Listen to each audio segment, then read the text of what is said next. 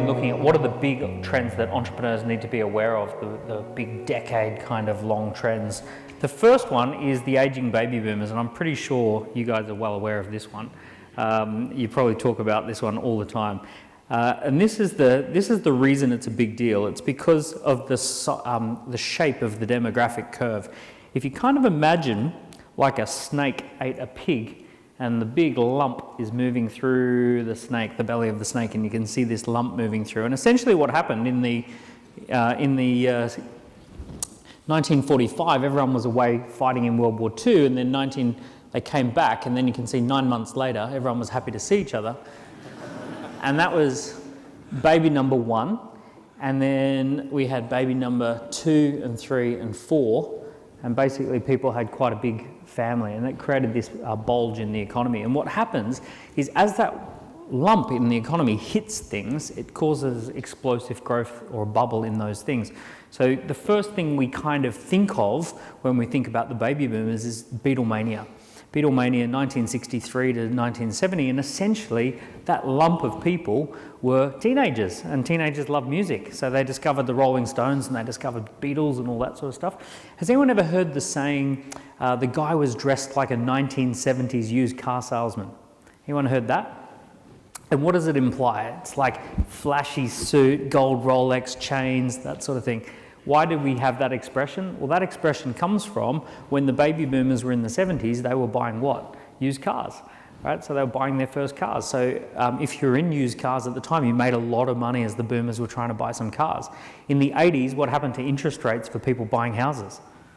Through the roof, right? Double-digit interest rates. Why? Because baby boomers all decided all at once that they all had to get a mortgage and buy a house. 1990s, consumer electronics and furniture businesses, IKEA, for example, right?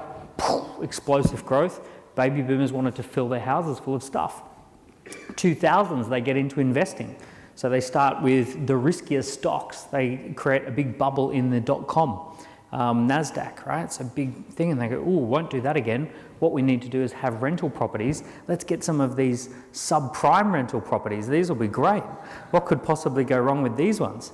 Right? So they start buying all these subprime real estate deals, and they create asset bubble, and away they go.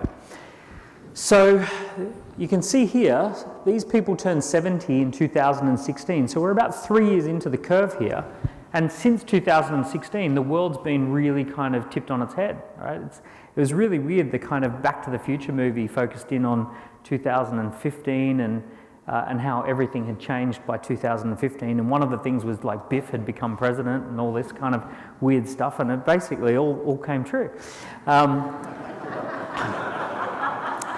And 2016 is where the world starts to change. Now there's always just this little, you can see this shape of the curve. It takes a couple of years to get in there before the movement just tips. And what's going to happen as we go into the 2020s is we're going to have a huge number of people turning 70 and a lot of the population age 70 plus.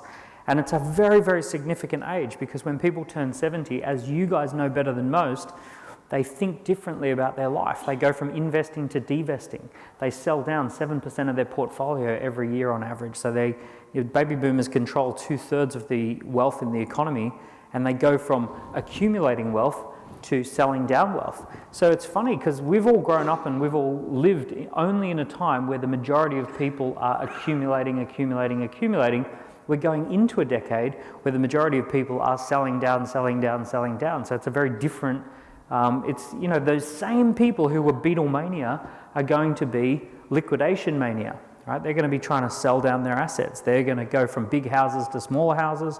They're going to go from asset portfolios to holidays and cruises. Right? So they're going to do that transition.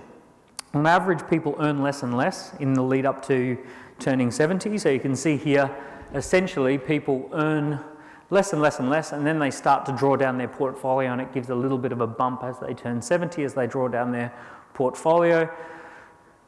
So you'll see that happening with the boomers, and then there's massive increase in medical costs when you hit 70. So you cost a lot when you're born, and then you don't cost much, and then you cost a lot when you turn 70 and beyond. So that's trend number one. You've got to be aware of this big baby boomer trend because that, whatever the baby boomers are doing, that drives the economy, because they're the biggest group with the most amount of money.